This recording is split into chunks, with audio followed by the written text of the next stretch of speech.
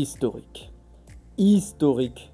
Le Paris Saint-Germain est en finale de la Ligue des Champions, rejoint l'Inter. Incroyable, franchement, incroyable parcours. Bravo. Bravo au PSG, bravo aux supporters parisiens, bravo à cette équipe, bravo au coach également, parce que les gars, faut pas l'oublier, Luis Enrique. Faut pas oublier Luis Enrique. 2 saisons avec le Paris Saint-Germain, c'est demi-finale et finale Ligue des Champions. Peu importe comment va se passer la finale, il a réussi. Il a réussi à inculquer à ses joueurs une philosophie de jeu.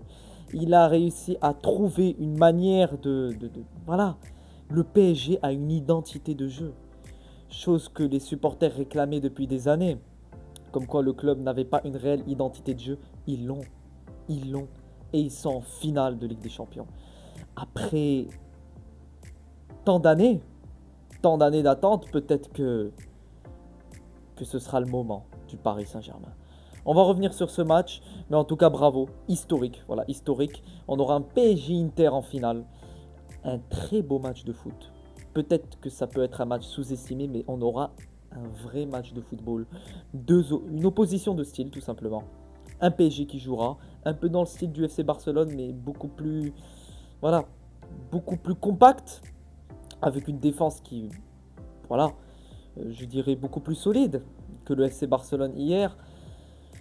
Et de l'autre côté, un Inter qui va jouer en une touche de balle, qui a sa tactique, qui respecte son football. En tout cas, on aura 2 équipes qui respectent leur football. Mais franchement, les gars, c'est mérité. C'est amplement mérité. Malgré le parcours du Paris Saint-Germain, qui est évidemment un très gros parcours, un parcours qui n'est pas facile. Un parcours, il faut y aller au mental, franchement. Et il y a eu ce déclic depuis cette victoire face à Manchester City. 4-2. C'est ça qui a fait que le Paris Saint-Germain s'est dit... Oui, on peut. Oui, nous aussi, on peut être bon dans la finition. Qui était le problème du PSG en début de saison et l'année dernière à certains moments. Je me rappelle encore de certains matchs en début de saison du Paris Saint-Germain. Contre l'Atlético, contre Arsenal, contre le Bayern, ils étaient bons. Ils étaient bons, mais il leur manquait la finition. Il leur manquait la finition. Et le parcours du PSG qui finit, je pense, dans les 20 premiers. Vers la 18e place de ce classement et qui se retrouve en finale de la Ligue des Champions. C'est un peu comme une Côte d'Ivoire à la CAN qui a fini 3e, à ça d'être éliminé. Franchement, ils étaient à ça. Ils étaient plus vers la sortie de cette CAN que vers une qualification. Ils sont allés en finale et ils ont gagné la CAN. C'est un peu la même chose avec ce PSG de cette année. Ce PSG a su trouver une bonne mentalité et ils l'ont fait. On va revenir sur pas mal de choses dans ce match. Une première mi-temps, franchement, les premières minutes, tu sens PSG qui subit, mais qui marque contre le cours du jeu. Et c'est quelque chose qu'on a souvent vu de ce PSG, des derniers matchs à élimination directe des champions, tout comme face à Liverpool, au match retour, où tu as un Liverpool qui a certaines phases de jeu peu dominées, mais un PSG qui marque, voilà, contre le cours du jeu. Et c'est logique. Leur jeu fonctionne au niveau des contre-attaques. Ils ont des contre-attaques, les gars. Ça fait peur, hein. Ça fait peur les contre-attaques du Paris Saint-Germain. Une équipe d'Arsenal qui a été éteinte. Voilà, je n'ai pas ressenti un Arsenal qui a vraiment été dangereux, hormis les 10 premières minutes où ils avaient quelques occasions, mais c'est normal, c'est l'entrée de match, etc. Mais après, voilà, le PSG a fermé. Le PSG a su maîtriser son sujet, maîtriser sa rencontre et aller chercher cette place en finale de la Ligue des Champions. Donnarumma. Donnarumma, les gars, je ne l'oublie pas. Je ne l'oublie pas, Donnarumma, Didio Donnarumma, très grand gardien. Très très grand gardien. Beaucoup l'ont insulté, beaucoup se sont moqués de lui, comme quoi c'était un bon à rien, comme quoi c'était pas un gardien, comme quoi il fallait le jeter. Non. C'est un gardien qui a su ramener à l'Italie une Coupe d'Europe. Qui a su être décisif. Maintenant, actuellement, j'ai beaucoup de moments marquants de Donnarumma. L'Euro, et cette année... contre Liverpool, contre Aston Villa, il te sort des parades, il te sauve. Il te sauve d'une remontée de Aston Villa. Parce que s'il n'avait pas fait ses arrêts après les buts d'Aston Villa, le PSG ne passe pas. Le PSG peut se retrouver en prolongation et perdre espoir et couler. Le match face à Arsenal au match aller, il te fait des parades. Et aujourd'hui, les parades qu'il te fait.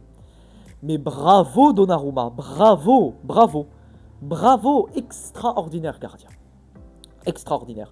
Si le PSG va chercher sa Ligue des Champions, et même si le PSG ne la cherchait pas, voilà, pour moi, il mériterait le trophée Yashin au Ballon d'Or. Voilà, il a été monstrueux, décisif. Et c'est là où tu sens un gardien de but. C'est dans les moments difficiles, dans les moments compliqués, où il te sort des buts, des quasi-buts. Je ne sais pas combien d'actions il a pu sortir qui étaient à 99% des buts. Et c'est ça le rôle d'un gardien de but. C'est de donner espoir à son équipe. Et il l'a très bien fait.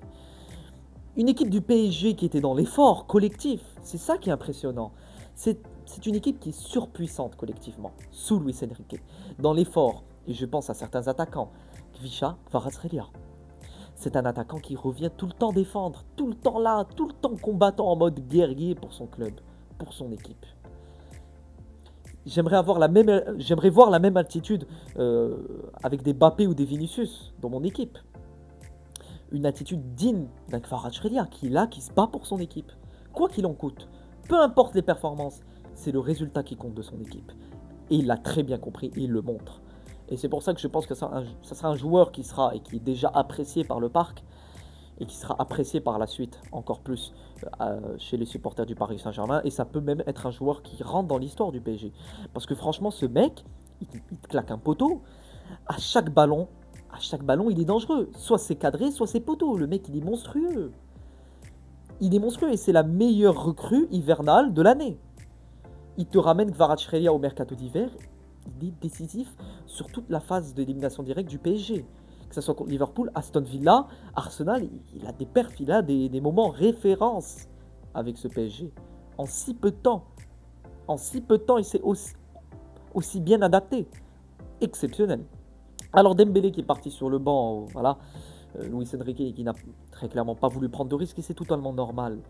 Il sait que son équipe est là, que n'importe quel joueur est important. Et que s'il y a un joueur qui est absent, l'autre pourra faire l'affaire. C'est ça l'esprit d'équipe, c'est ça le collectif. C'est une équipe qui est soudée, c'est une équipe qui est là pour se battre, pour avancer le plus loin possible, main dans la main. Et c'est ça les valeurs que j'aime dans le football. Et c'est pour ça que c'est amplement mérité leur qualification en finale. Bravo Paris Saint-Germain. Le but d'Achraf Hakimi, bravo Monsieur Hakimi. Et oui, vous le savez, que je suis marocain, voilà, je suis content. Très belle perf d'Achraf Hakimi. Il a été combatif tout au long du match. Il s'est battu défensivement et offensivement. Et c'est très important à noter, offensivement, Achraf Hakimi.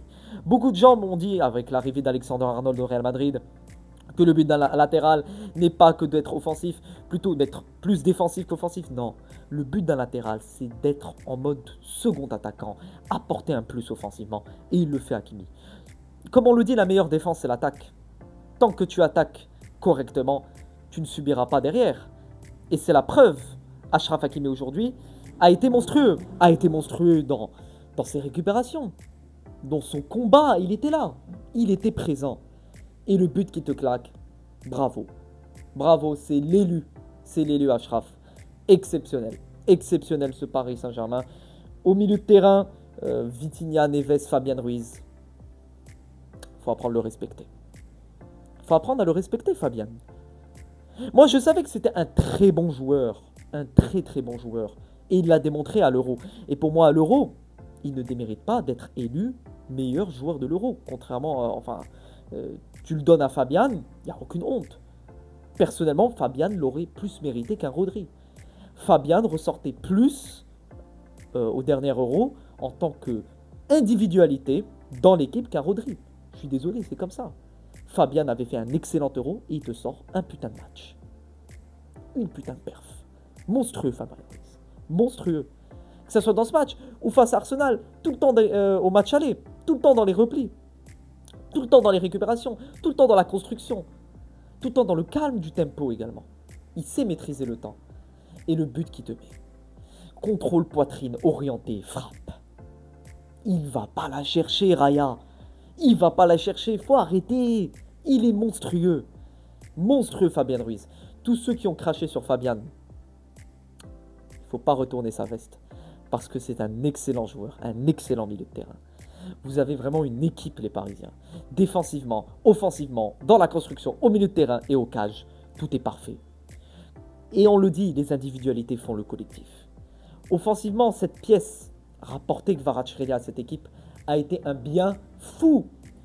Beaucoup de gens sous-estiment l'arrivée de Kvaratskhelia, mais c'est quelque chose d'exceptionnel.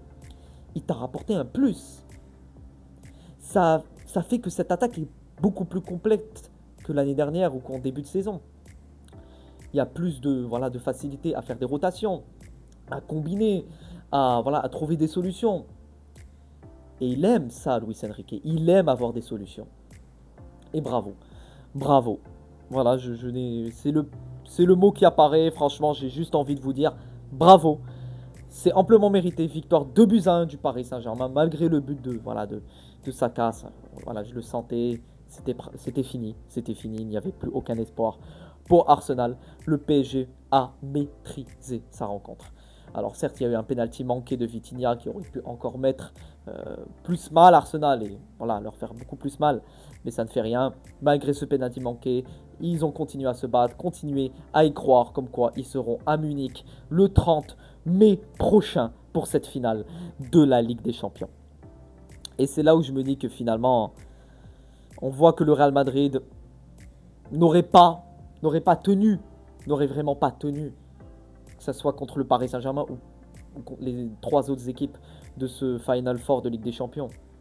Les 4 équipes qui ont été dans ces demi-finales ont été les 4 équipes les plus méritantes. Et les 2 qui sont en finale, ils le méritent. Ils le méritent. Certes, Barcelone hier ne démérite pas. Et il y a certains joueurs de Barcelone qui prendront en expérience, je pense à des Yamal, etc., vont apprendre de ce genre de match. On a eu la meilleure demi-finale de l'histoire de la Ligue des Champions peut-être hier. La meilleure double confrontation qu'on a eue hier. Et aujourd'hui, on a une belle équipe du PSG qui se retrouve en finale. Bravo encore une fois aux Parisiens. Je ne sais pas combien de fois j'ai pu dire bravo dans cette vidéo. Finale contre l'Inter Milan. Ça sera une très très belle finale. On la débriefera bel et bien évidemment. On se retrouve ce week-end pour le débrief du Classico. Et sur ce les gars, à vie pour toujours. À la Madrid, in Adamas. Et encore une fois, bravo au Paris Saint-Germain.